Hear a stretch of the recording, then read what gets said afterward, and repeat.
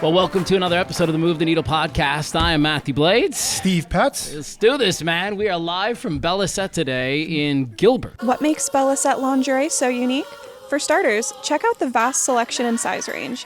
Cups from A to K and styles like balcony, plunge, wireless, strapless, and more, including mastectomy and maternity bras.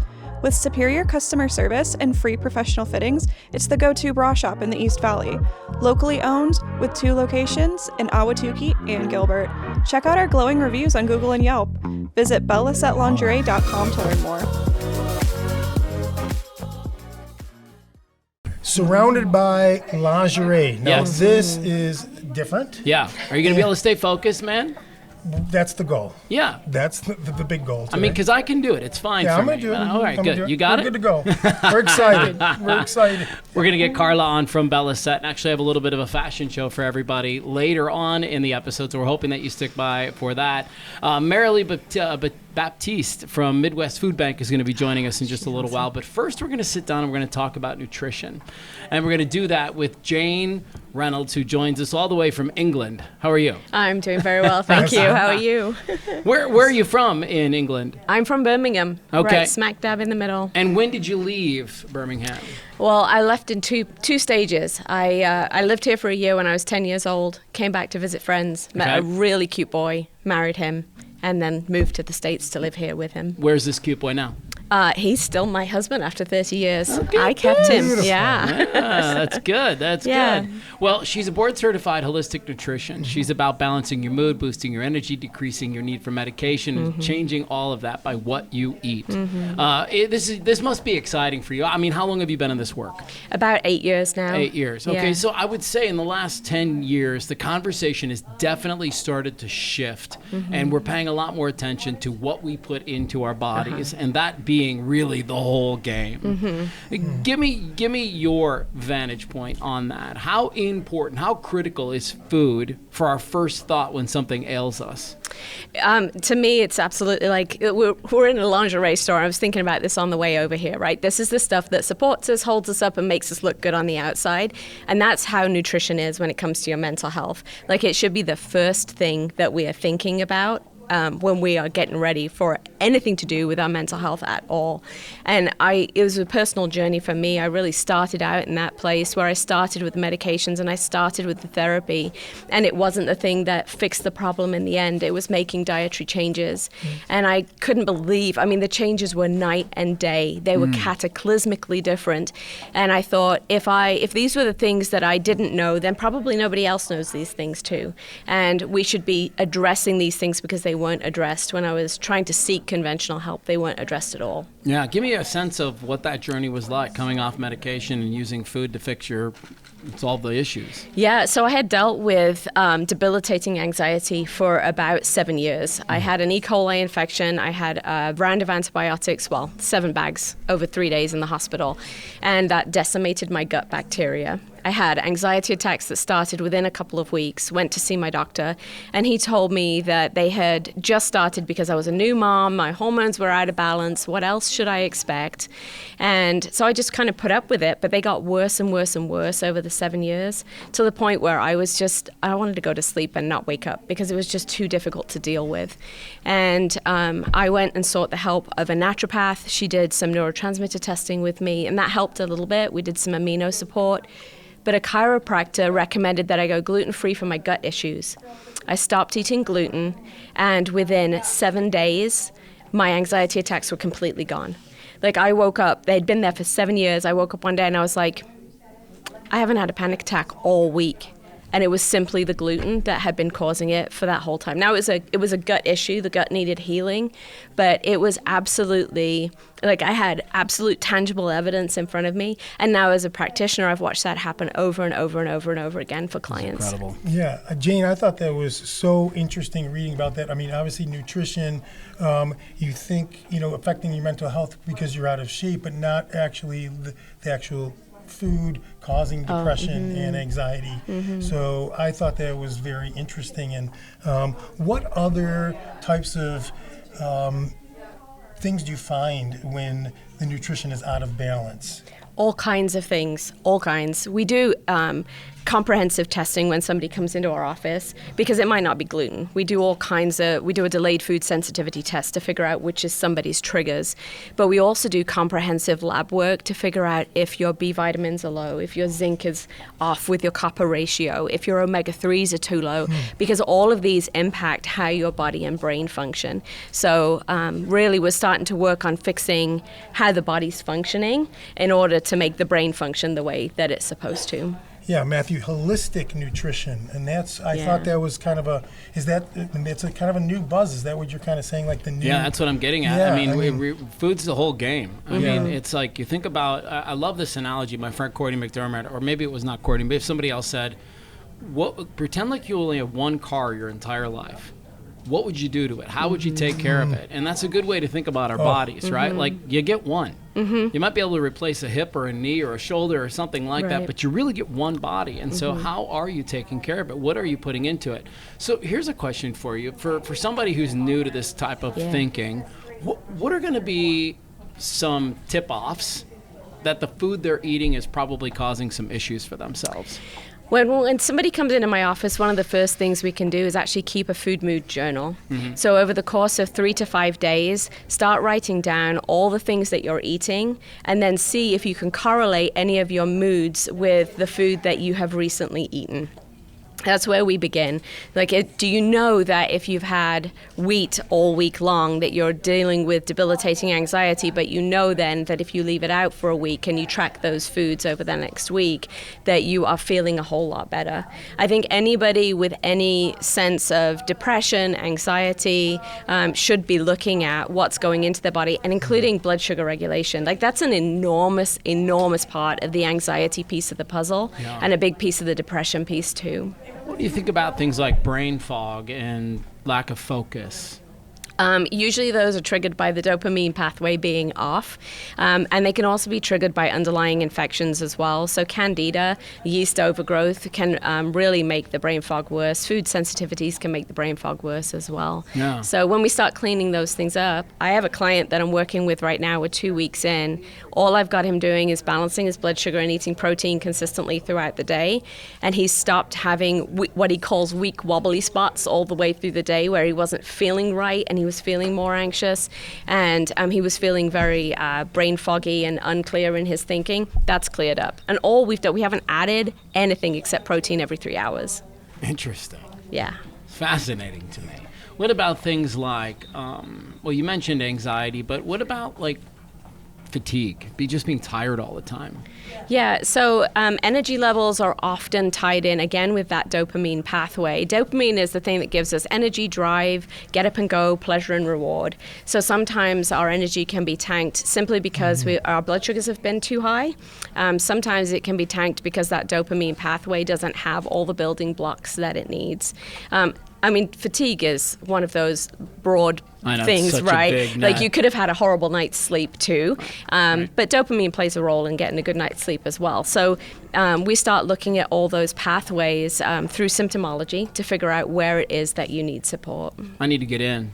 No, about maybe 15 years ago or so, maybe it's more like 14 years ago, I went through this thing where I was just abusing my body to no end. I was drinking 6 to 8 cups of coffee, 3 to 4 Red Bulls a day. Oh my gosh. I was sleeping maybe 5 hours a night max. I was destroying my body, and I felt every ounce of it, right? Yeah. So I went in and I started working with a naturopath, and we did all the things, man. Put my poop in a basket, took my blood, did all these things and all these different tests to figure out what was wrong. And I had something really interesting, and maybe you've got an opinion about this. She discovered that I have this sensitivity between potatoes and grains. Okay. And if I eat potatoes and then I have grains within 6 hours of each other, it just blows up my stomach. It's such a fascinating thing. And so now I typically have to choose between potatoes or grains as it relates throughout the day. And then she also discovered this real intolerance to highly citrus fruits. Okay. And they would produce a neurological itch on the back of my neck and on the top of my toe and on the left arm. And it was just such a weird thing. And when I eliminated those foods, I started feeling better. It was almost like somebody put a pin in my body and I went, psst, the inflammation just I tell people I probably lost 25 to 30 pounds within 3 months. Like my body reacted so quickly to me finally giving it what it needs. And I'm still on that, but it doesn't feel as right for me anymore as I think, which is why I feel like I need to get down and chat with Jayne Reynolds a little bit. Well, my weakness, and I'm going to bring in England, because I know they're famous for this, is chocolate. And I know, I wouldn't say I'm a chocolate Somebody's been digging around. I wouldn't say I'm a chocolate addict, but I have the tendencies when, I can, as my cousin says, it's a race for the bottom when I get certain chocolates. I will go for it. And I know England especially, shout out to your crunchies that they make there. You know what I'm talking about? I do know what you're talking crunchies, about. They don't make them in America, Matthew. It's a really interesting, my friend. Like a Nestle's Crunch? No. No. Because one of my hockey buddies is from Toronto. They get do you know there's a big we cannot get chocolate from England in America. Do you know that, Matthew? I didn't. Yeah, but I don't eat a lot of chocolate. But I'm just saying that's for a different show. But there's a whole old chocolate oligarchy in America that does not let other chocolate in. Only Hershey's. Only Hershey's. Only Hershey's. And Mars. it's got to be. But we're all owned by the same. But people. my buddy in Toronto gets the crunchies. The crunchies from England, and it's chocolate, and you're like, I don't do chocolate. It's so good. It's got the inside. It's and a spun it's like a sponge. honeycomb. Honeycomb. People call it sponge candy, and they have it at Sprouts, and I down the whole thing. My sister-in-law won't let me bring it in the house. Okay. She warns me, do not bring it over, because she does the same thing. Is there a question here? Or you just confessing? Well, it's a confessional. You're talking about. It happens a lot when I walk into a room. I've got nothing like your gut thing. That's it. My chocolate addiction, and so semi-orange juice, but not anyways. But I do know people struggle. I brought up the chocolate because I saw that it's one of the really addictions that people have. Yes. So maybe make me feel good about that.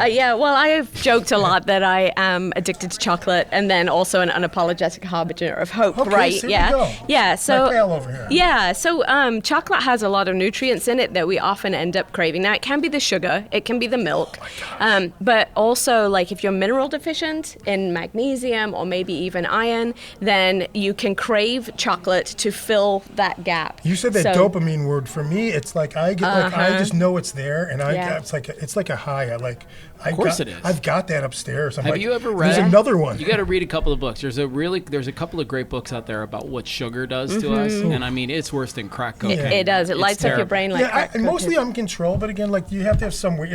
I would say that's my kryptonite, but that's okay. Let me ask you a question, Jayne. You have a webinar that's called Eat, Think, Thrive. Yes. And what are some of the things that you talk about in that webinar? And then maybe here's a follow-up question, which is what are some of the questions that you get asked at the end of those webinars? So there's some common things that you see.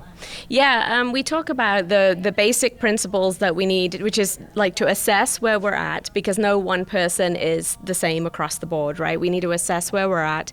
That there is a myth in thinking that all of these problems are just because we have an SSRI deficiency or a benzo deficiency. Usually we're nutrient deficient and we need the help with those things. So we talk about testing, we talk about getting blood sugar under control. Like anybody that I can talk to, we talk about getting that blood sugar under control because it's one of the primary kickers. And then people mostly want to know how to practically apply what they're hearing, because I know all the stuff up here and they want to get really granular and how do I make that work? So we talk about having 25 to 30 grams of protein at breakfast, lunch, and dinner, 10 to 15 grams of protein at snack. If you did that every 3 hours, I would bet you money that your cravings for chocolate would be so diminished, because your body actually has the building blocks that it needs to make the dopamine that your body's craving. Okay. So, yeah. All right. Take What else? note of that. What else do people typically want to know? And maybe what are some of those practical strategies that you offer? Yeah. So we talk very much about building out your plate, and I break a plate up. So we have about 4 ounces of protein. I like meat. I'm a real meat. I shout out to all the vegans and vegetarians out there. I get it. But meat is a complete protein and it's easy. And when we're sick with depression and anxiety, we need all those building blocks really readily available for us. We fill up half the plate with leafy greens, non-starchy veggies, broccoli, cauliflower, those kinds of things, kale, And then a quarter of the plate is our healthy starches, so some sweet potato or some buckwheat or quinoa or brown rice. And then we're adding healthy oils. So we want olive oil. We don't want to heat olive oil because it damages the olive oil and makes it useless for our body it just adds to the inflammation. So we drizzle it over our steamed veggies, or we use it in a salad dressing, maybe some avocado, maybe some nuts, and then a little drink, not a lot because you don't want to wash everything out, and maybe a little bit of fruit for dessert. Like it isn't complicated. And that's what I tell people all the time. It doesn't have to be complicated. You don't have to cook like Gordon Ramsay to make it all work, right? You can just be one of those ingredient builders. I have chicken on my plate, I have carrots on my plate, I have a pile of spinach on my plate, and I'm good, right? I don't need to have a ton. And then as you get better and better at making it, you can start combining your ingredients and including your spices because they're so rich in nutrients in a condensed version. I mean, I'm in. I'm coming to see Jayne. Yeah. This is good. Jayne, for our audience, when you're just, general speaking, when you're talking about holistic nutrition, generally speaking, is this farm to table? Is that really all of the food, or nuts, everything just is as close to nature as you can possibly get it, and organic too. When we start looking at pesticides and herbicides, they really interfere with how the brain communicates. So if I've got somebody in my office with depression and anxiety, they're already compromised. So we're trying to clean that up as much as we can. So I do encourage an organic diet as much as possible, and it's something we practice at home. When we flipped the tables at home and we swapped from a conventional diet to an organic diet, our grocery bill went up, but all of our medical bills dropped exponentially because we weren't getting sick. Pick your poison, right? Yeah, absolutely. What happens in the 12-week coaching program that you offer? So in the 12-week coaching program, we're really working through, I made it so that somebody could go through it and figure out how to help themselves all the way through. It's guided. They have coaching sessions every week so that they're reviewing the lessons, the material that they learned, and we're helping them to apply it to themselves. But we start by figuring out like the very basics out the door. You want to get going quickly. So how to build your plate, how digestion works, learning how your body works so that you know how to help support it. We talk about the aminos, the different dopamine, serotonin, GABA pathways, and how we can support those. And then we break off into we spend a whole week on proteins, a whole week on carbohydrates, a whole week on healthy fats, hydration, sleep. We talk about taking toxins out of our environment and out of our diet, and complementary therapies that can help, like going and getting acupuncture or massage therapy or all of those pieces. I have all kinds of resources for anybody who comes, because I'm not a one-stop shop. We're a whole team working together to help people fix their mental health. It is not a one-person job. I still see a talk therapist because it's helpful. Right. I still go and get a massage from time to time. I still go and get acupuncture. These things are all tools that help us to cope with our mental health, keeping our mental health stable. Well, but maybe the most important question is, are you able to see new clients? Yes, absolutely. Okay. All right. Yeah. We'll link to her in our show notes, but if somebody just wants to hear it and go and act really quick, what's the best point of entry for you? Yeah, so my website is sycamoreandsagenutrition.com. sycamoreandsagenutrition.com. Yeah. Why sycamore? Why sage? Sycamore is a strong tree. If you've ever seen loads of them in England, it takes about 15 people to go around a trunk. It's not going anywhere. Like, we are strong, we are stable, we are sturdy individuals once we work on our health. Sage is all about, it's the quickest bush to grow back after it's been pruned. So when we cut back all this stuff, we can grow back exponentially better than we ever did before. And there's a whole element of sage that's all about cleansing as well. So I just love that. Just like cleaning ourselves up and growing and being better and stronger than we ever were before. What a thought process. I love that. I know. That name behind that too. And I'm not going to let you go without telling the audience as being a true Brit, what's your thought on tea, and is tea good for your mental health and the proper way to drink tea? The proper way? Can you show us? I don't have a teacup. Yes, just like with a finger, with a pinky. Tea is very good for you. Okay. I think the biggest thing that I noticed about drinking, every time I go home, right, everybody pulls out, it's tea time. We have a cup of tea with breakfast, one mid-morning, one with lunch, one mid-afternoon, one with dinner, one before bed. And the key, I think, is that we're not doing any of that on the run. We all stop for tea and we take a break.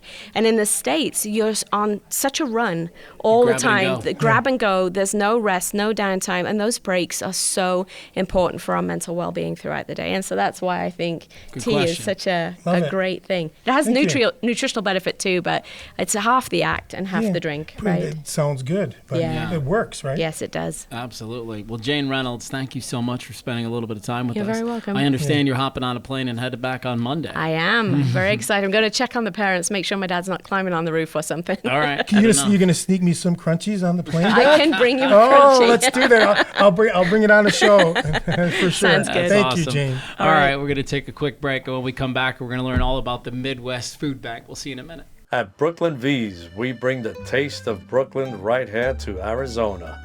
Our family's been serving up real Italian food for generations, and every dish is made with love, just like Nonna used to make.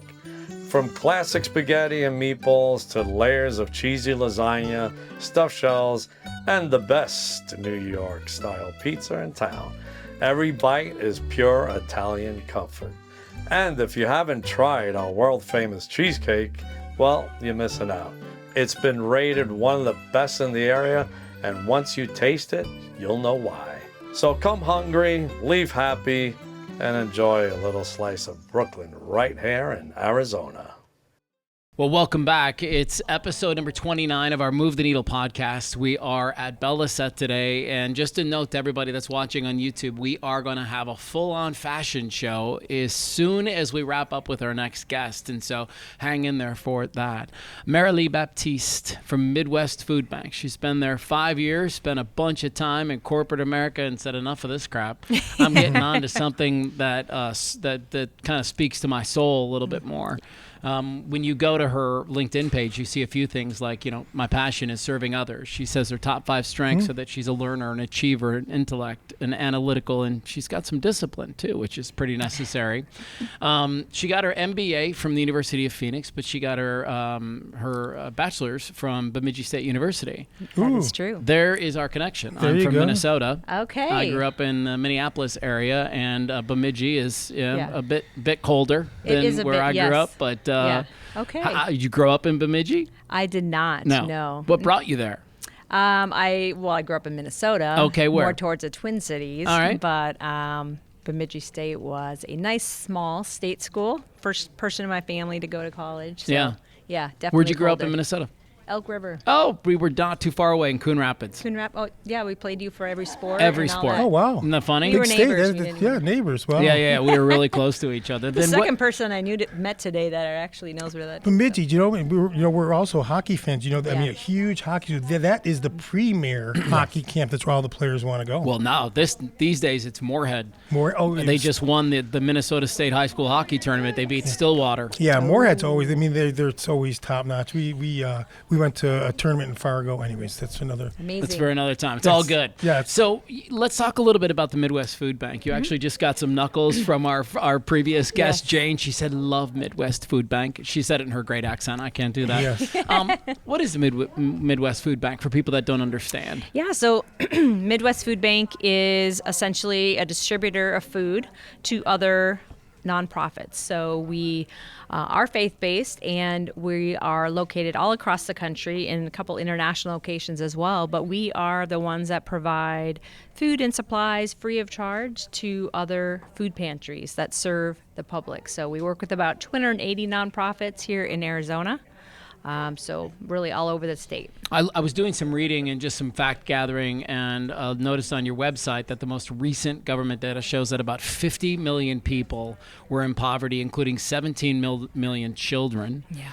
Which is just heartbreaking, under the age of 18. 41 million people, including 6.5 million children, live in households that lack the means to get enough nutritious food regularly. That's true. And, it's interesting that she shows up on our podcast, Steve, where we have a nutritionist on the time before, Yes. and lack of resources is certainly one way to get the body not feeling very good Sure. either, right? Right. So how do you come to be? Do you guys have strategic partners that you work with that get you the food you need to get it to places? Like, how does the chain work? Yeah, it's very interesting. So we basically get all of our food donated to us, and really we're trying to bridge the gap between these companies that have an excess of product and them needing to dispose of it in order to continue their production. So, and oftentimes there are big distributors and manufacturers that you would know, like Kellogg's, PepsiCo, even like Target. There is so much excess food and supplies. It's actually pretty shocking, but in most cases, companies will just send it to a landfill. And that's heartbreaking when you know that there are people that are just struggling to put a simple meal on the table. So we try to rescue that. So essentially we're a solution for these distributors that would just need to move things through their warehouse and they need to do it quickly. So we go rescue it and give it away for free. That's a great way to think about it. Yeah, essentially that's what we're doing. So no, that's great. I've got some questions regarding some challenges that I want to, obviously for the audience, people that want to get involved. I know there's a heavy lift with the volunteer piece we can get into. What can you share to the audience that attracts them to the organization? Yeah, I have to say, it's just such a positive environment. We have a lot of people who come and volunteer their time, maybe a couple hours during a group packing event, and they'll help us for a morning and then kind of go on with their day. And then there's other people that will work in our warehouse for 4 hours or help with anything and everything for an entire day. So it really varies, but we are super blessed to have lots of volunteers that enjoy spending time with us in our warehouse. And the reason being is that, it gives them purpose. It makes them feel like they're part of something bigger and they're helping their community. And so it's a very tangible way. Yeah. And with that, I have to say that I've really learned that it's not about the food or the what we have and what we're giving out. It's really about the process itself and everybody working together to help others, and that's the key. Yeah, they bring an intention to the table, They right? do, and people need that. There's a lot of people who might live, let's say, by themselves, and they may not have a lot of social interaction. So some retirees that come in, they build some great friendships, end up going to lunch together and things like that. It's really fun, so we enjoy it. Yeah, I saw on their website you can be an individual volunteer, you can be a group volunteer, you can be what's called a core volunteer. What's that? Core volunteer is basically somebody who is performing responsibilities that would otherwise be a paid position. So we run extremely lean. We have 5.5 employees. I say half because we have a part-timer, but we rely on volunteers. We have about 8,000 a year. So some of those folks are doing bookkeeping or semi-truck drivers or running some of our volunteer group events.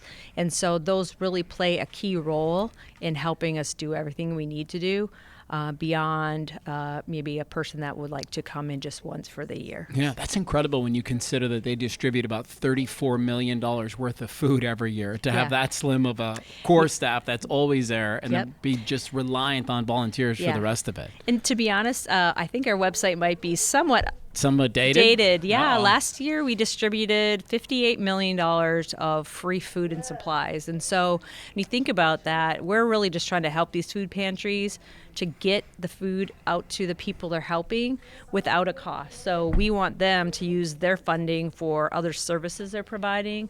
Maybe it's housing or job training.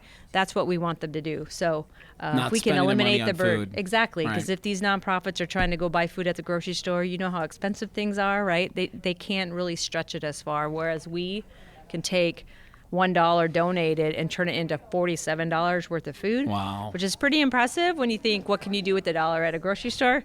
Not a lot. Maybe not anything. I think a banana. That was really my only thing I thought about. I don't know. and I would like, so I've experienced, so I have been part of one of the largest conferences of St. Vincent de Paul. So we've been partners with Midwest Foodbank for a long time. I'm talking 15 plus years I've been associated. I will compliment the efficiency of the overall, not only the cost of food, like the delivery, just really always there. And so being connected connected, seeing that web, from the local, again, like you're saying, all these local people and how it goes. Are there any unforeseen problems that you see in the food chain that come up?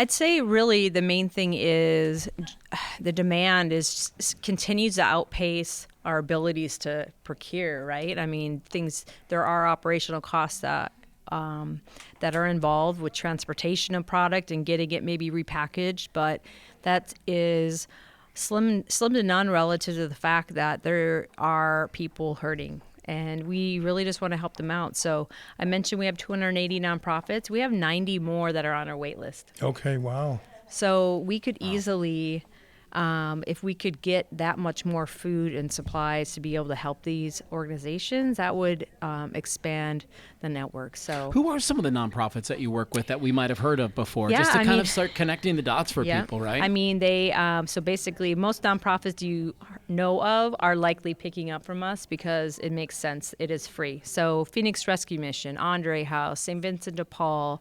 We have some church food pantries like Sun Valley that receive or they collect. There's foster homes, there's transitional housing, City Hope, which is right over here. City Hope's great. Yeah, exactly. So they get food from us and a couple other providers, and then they are able to do what they need to do with that to help the community. I also read that you guys will step in for disaster relief. What does that look like? Yeah, so we, as a nonprofit, do disaster relief, and in many cases, that's the southeastern part of the city or states. I mean, but most recently, hurricanes, that kind of thing. But the LA fires that just took place. LA fires, yeah, sure. We're actually helping out with the needs there, and that's still continuing. So even though it's not on the news anymore and you don't really hear about it, I just talked to my general operations manager yesterday, and we have a minimum of 4 more semis of things going out from this point forward. So up until now, I don't even know, 15 or 20 semis of cleaning products and food and drinks and household supplies, things that people need, whether they're living in a hotel or at their friend's house or family's house. And so, what's a Hope Pack? Hope Pack, great question. So that's one of our 4 programs, and essentially it is a weekend backpack meal. Love this. For students. Yes. So some people may not know that there are students who get free lunch and free breakfast at school, but they really may not have access to food at home, and that's challenging. So we, as many other nonprofits do, is we pack a weekend meal for them so they have something in their stomach when they get back to school Monday. They're ready to learn. Otherwise, if they're hungry and haven't eaten for a couple of days, there's no way they're going to learn. So it helps with them and their teachers' ability to really engage with them. And so basically every Friday, these kids will get a meal, and it's things that are child-friendly, that they're able to open themselves and cook themselves if it needs to be. So there's really some thought around that, but it's there's a great need for that. Yeah, it's interesting because I always share the story when I started to work with the Title I community. The story that comes to mind was there was a woman who dropped off 6 turkeys to this, and she thought she was over Thanksgiving, and she was like, I'm going to bring these turkeys, and you can just give them to the families, and you're smiling. You already know where I'm going with this. And it was like, nobody can use them. They don't have the means to cook them. They don't have the means to carve them. They don't have the means to do anything with these turkeys. And so you have to be strategic about what's in the backpack, because it can't require a lot of cooking. Correct. It can't require a bunch of ingredients to make. It has to be grab and go. Yeah. How do you balance the nutritional aspect of what they get to go? Because it can't all be organic, great foods like Jayne Reynolds would like us to be eating. But I think we're all smart enough to know something's better than nothing. So that's very true. How do you balance that? Some of the challenges that families have right now when they're trying to make ends meet is just having enough food, regardless of what it is. We'd love for everything to be nutritious, but you can't give kids just, let's say fresh fruit and vegetables. Like, there's no way they maybe could keep it at the right temperature Right. before they eat it. And so they need to be packaged items. And so our program focuses more on the nutritional side than just thinking of snacks. So we like to include a warm meal. So something like that might be a can of ravioli or that has a pop top on it. So that way kids may not have a Can opener. Right. and they don't have to cook it. They could warm it up, but it has fruit and it has granola bars. So some healthier options, not chips and sodas and things like that. Right. So we're very strategic about it. We want to try and uphold the health of these children as much as possible. Yeah, love that. Yeah, switching gears to back to the faith piece of it.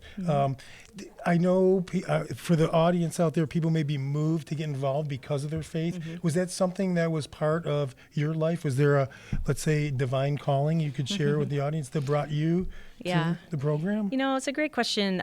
Yes, I spent 22 years in corporate America, working in a finance company, and just felt the need to serve my community. I had known about Midwest Foodbank myself because I had brought my children there. So we don't have an age limit for volunteering, and there are some nonprofits that typically have age 10 or 12, and so brought my kids there and just really enjoyed. It's such a fun, positive environment. Everyone's happy. They're either volunteering or they're getting food for their pantry, or it's just a wonderful, refreshing atmosphere. And I was blessed to see an opening for a director position and inquired about it. And really, that is all that it took. Like, I didn't know necessarily about what that actually meant for a director role, but honestly, there's a lot of parallels between corporate America and a nonprofit. What's different is simply, How you file the dollar. taxes. And Yeah. the funding, the that's funding, and the right, resources as well. But yeah, we are faith-based. We have food pantries that are all sorts of denominations. It's not required to be a specific.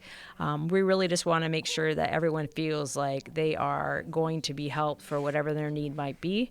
And honestly, part of some of our food pantries, when they're coming to pick up, we strategically schedule them so they may interact with other food pantries that could be of other faiths, and sometimes they begin talking, and the next thing you know, they're helping each other with their different Love it. programs. Interfaith. It's called Interfaith Connections. Yes, exactly. That's awesome. Yeah. Good Great. stuff. Well, Merilee, thank you for helping us know a little bit more about it. I run a youth hockey organization, and I know our guys every year, we pick a couple of places throughout the year where we're going to do a team build, and it's got to be a give back. Yes. So would Midwest Food Bank be an opportunity like that for other organizations who are looking to, make sure their kids get involved a little bit? Yeah, and actually it's very refreshing to see students that may have requirements now in their schools to get volunteer time. We love to have big groups. We have a big facility, so it could be anywhere from 50 to 150 people. So students come. We have lots of sports teams, Girl Scouts. We have church groups. We have companies that come for team building nowadays with everyone being remote. So there is never a dull moment. We're pretty flexible as far as hosting these groups, and just the project that we do might vary, but ultimately it's all something that's going directly into the community. So What's the best way to get involved? How do I reach out? Where do you want us to go? the best way to get involved with us is visit our website, which is arizona.midwestfoodbank.org. And if you scroll down on the left, you'll see a list of different days and times that are available for volunteering. If you have a huge group, like a hockey team, for example, we do prefer that you email us, so that there's a link right there, and that way we can find a time that works for that group without minimizing their project effort. And then, the sign-up process, super easy. We try to make it as easy as possible, and people just come and have fun. So definitely not intense or competitive in any way. So. Good stuff. Love that. Well, thank you again thank for you for dropping what you by and do. being a part of this.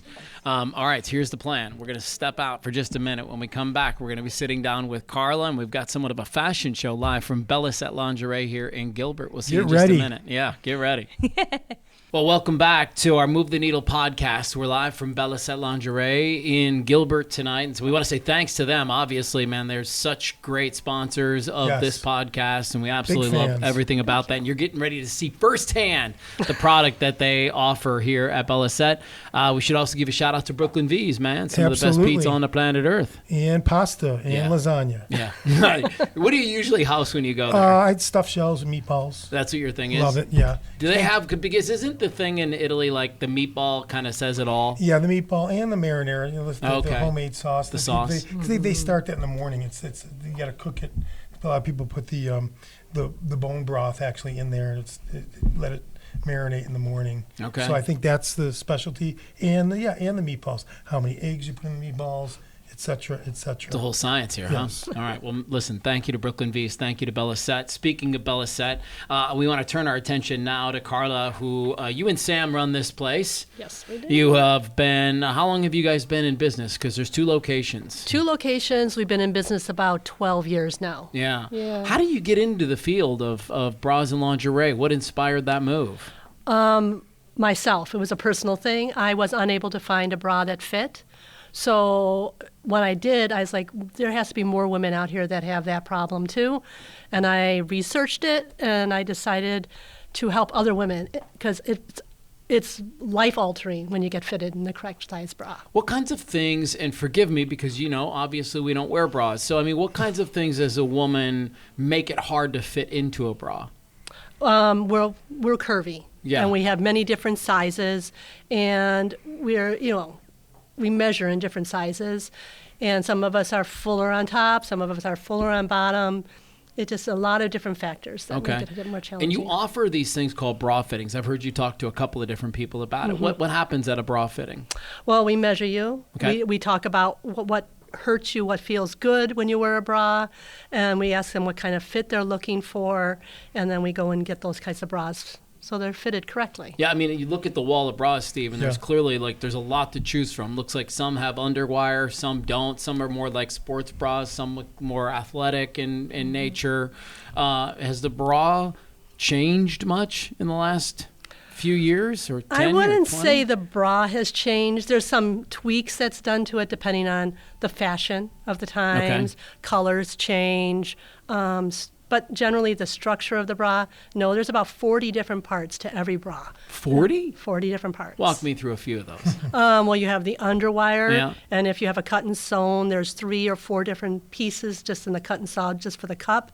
Then you have the bands, you have the straps, you have the hooks. All that's 40 different pieces. Yeah. Okay, we're going to learn a lot about this today. And Karla, for the audience, when the experience here when they come into Belle Lacet, as opposed to like Victoria's Just going to Secret okay. or something like that, is that you consider that this like a local feel for something like that? We'd like to make it feel local, welcoming. We're approachable. You can ask us questions. We're very different than Victoria's Secret. Right. Victoria's Secret carries a handful of sizes. We carry 160 different sizes. Yeah, that's what I was looking for. We carry from A to K, 28 band to 50 band, and we can do some special orders if need be. Okay. And I do some alterations if need be. K. Which Yeah. is a USO. So, USO. Yeah. Okay, and that's cup size. That's right? cup size, The yeah. number, for those who don't know, is what's the Around the band, torso, yeah, right? And then the letter is typically the cup size. cups. And each letter is an inch. Okay. So- Wow, did see? not know that. We are learning things. We are learning things. Yes. Okay. All right. So because this is more than just a bra shop, it's a lingerie shop. We have some women who have decided to come out and let us see some of the things that you offer here at Belle Lacet. So if you don't mind, get a little bit closer to that microphone. Sure. And what are we getting ready to see today? I know that Allie and Courtney and Lydia are going to be stepping out here in just a second. But what are we getting ready to see today? Well, we have a arrangement of a mixture of many things. We Okay. have some, what I refer to as 5-minute wear, the things that you wear for your fun evening. And then we have some bras. So you'll Meaning see- they're coming off quickly? Yes. All right. Listen, I like 5-minute wear. I'm here for it, man. Don't we all? I'm here for it. All right. Well, coming out of dressing room number 1 right now is Courtney. And tell us a little bit about what Courtney is wearing. Well, Courtney, first I want to say, owns 7th Avenue Beauty. She's the owner, but she's coming out with a white baby doll for your wedding night. Okay. Okay. So this would be one of those 5-minute options. We call it the 5-minute wear. Right. Yes. I would say less than that, but Thank you, Courtney. All right, and then Allie's getting ready to step out. What is Allie going to be wearing? Well, Allie's wearing our Raya feather robe.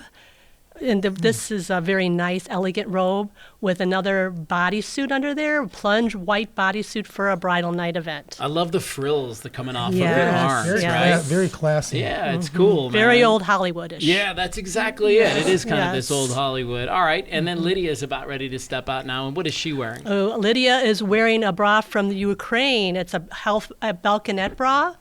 And again, for wedding events or just for a fun night out with a beautiful lace robe over it. Very classy. Yeah. Now, these things are all pretty comfortable, too, right? Oh, They're- absolutely. yeah. We fit you into them. Make sure you're fitted comfortably. Okay. Yes. Yeah. for Interesting. Now, they were all in white, and there's a theme there. Is that Sure. For kind bridal, of, for your bridal event. It's a Okay. bridal season here in Arizona right now. I guess you're right. It is the time in the year where everybody seems to be getting married. Speaking of lingerie, how much has that changed in the last 10, 15 years? Or not much at all? Not really. Maybe a little skimpier. A little skimpier. How much skippier can it get? Like nothing? I mean, Yeah, right. No, I mean, listen, from a male's perspective, having a little lingerie is a sexy thing. It's a cool thing Yes. to be able to peel off a layer or something like that. Like, it adds to the experience. Yes. I can still remember when I had my first girlfriend. I went to Victoria's Secret and bought her the lingerie. I can still remember that day. Of course you can, Steve. All right, so let's get back to Courtney. She's coming out. Oh, look out. Oh, We're in Courtney red has a now. beautiful Red. red baby doll. The plunge line. There's no underwire in this one. It looks super cozy, and I like the design up on the top. Yes. Yeah. Very sexy. Yeah, very cool. And then what would somebody want to use that for? Just a fun evening. Yeah, Yes, for fun sure. evening. Okay. I mean, you can also wear it for bridal. There's no reason you have to wear white. Yeah, So yeah. you wear white all day, so maybe you want to Switch add a it little up color. a little bit. All right. Like that red. Yeah. Throw in a little red. A little Allie's excitement. coming out now, and Allie's got red hair and Oh, and this green gorgeous outfit. green This is baby Christmas doll. time. Here we Striking. go. The I strappies love are very popular these days. It's a just gorgeous shortcut It's like baby doll. 3 strands coming down Correct. the side. Yeah, Correct. which is like probably lends itself to what? More support. More support and just a little accentuation. Yeah, yes, right, for sure. right. It leaves a little bit for somebody to get Yes. down and look at. Lydia's up next, and what does Lydia have on right now? Lydia has this gorgeous blue bralette, a balconette rather bra. It's nice navy blue. It fits her great. Yeah, a and it's got wonderful these bra. great black strands for the bra strap and on the top of the underwear. Yes, and you can wear it with a low-cut shirt and show the straps off because it's just very gorgeous. She looks like she could play pickleball in that. I don't know, Steve. I'm not really sure. You need to brush up on your knowledge there a little bit more. okay. That might All be right. I'm just it might be a wishful little bit thinking. too much. Okay. Yeah. Okay, so we've had the bridal. Now we've had kind of the everyday, getting fancy, having a sexy night out. What's getting ready to happen for us next is Courtney steps out in her third outfit. Let's see what Courtney steps out with. I think she may be still getting Oh, dressed. that's fine. Take your time. Take your time. Well, maybe you could give us a little sneak peek. What are they going to be displaying? Well, we do have a long line bralette. That's exactly what she's coming out with, a long line bralette with a blue satin robe. I mean, the blue is so vibrant. It is. Isn't Like it it gorgeous? just grabs Striking. your eyes. Yes. Yeah, that's the word for it. Steve. It's like a periwinkle striking. blue. It's just beautiful. Especially against her hair. Yeah. Well, Ooh. and then there's a little darker blue underneath. Right. That's a navy blue bralette. Yeah, it looks Yes, fantastic. it's long line. Very popular these days, the long line bras. Okay, Yeah. so next up is Allie, and Allie's coming out now.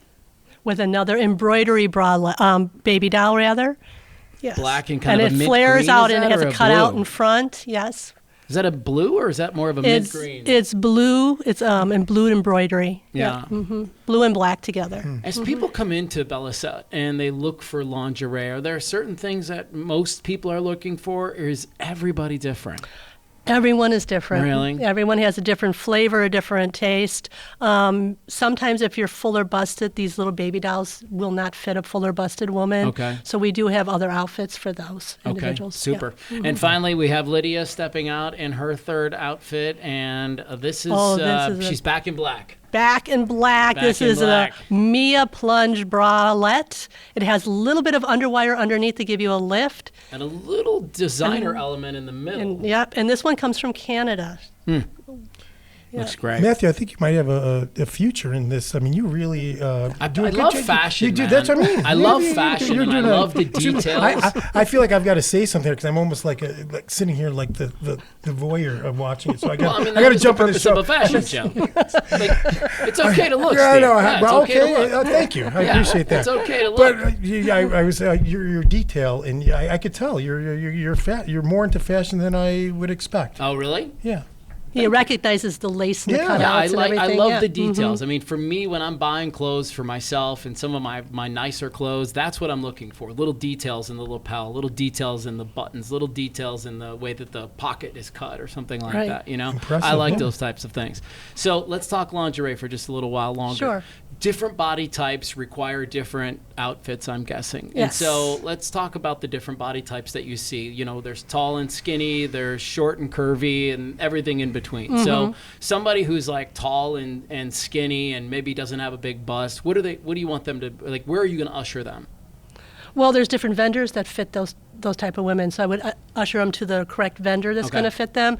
Many times a woman who's tall and skinny, as you refer to, they're sometimes broader. So that's always a more challenging fit. So we will always usually go to Anita or some other vendors that will fit them more appropriately. That's to me what's impressive about this place is that you have so many things to choose from.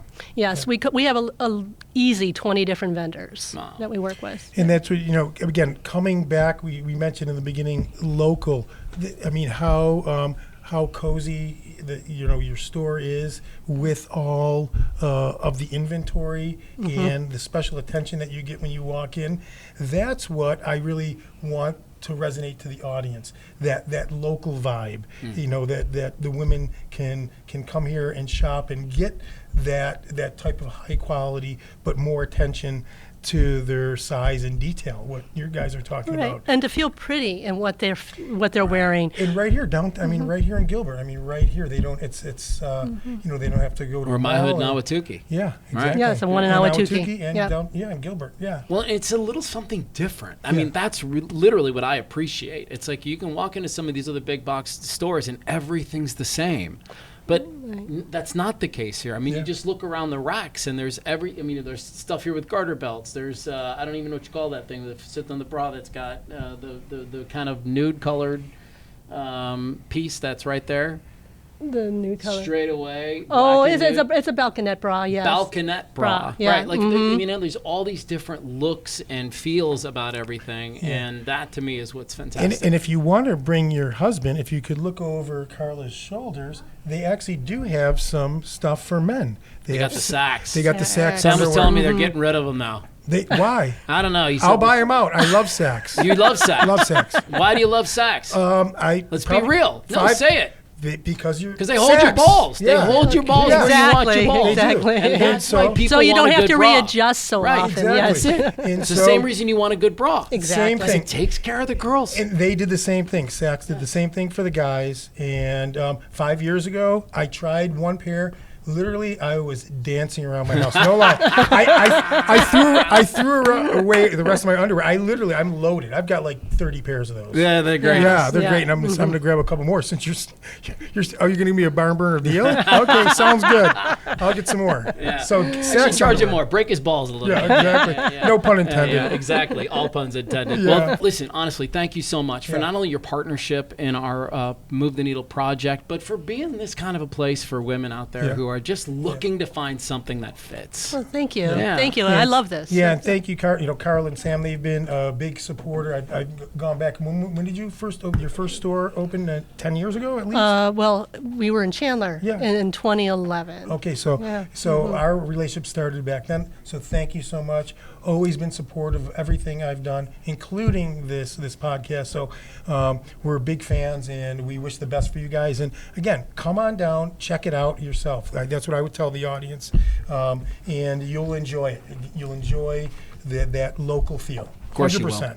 Well, thanks again to Marilee Baptiste from Midwest Foodbank and Jayne Reynolds. She schooled everybody. I think Jayne just passed out like 15 business cards after she was done talking with everybody because it was so great. And so we're speaking of food again.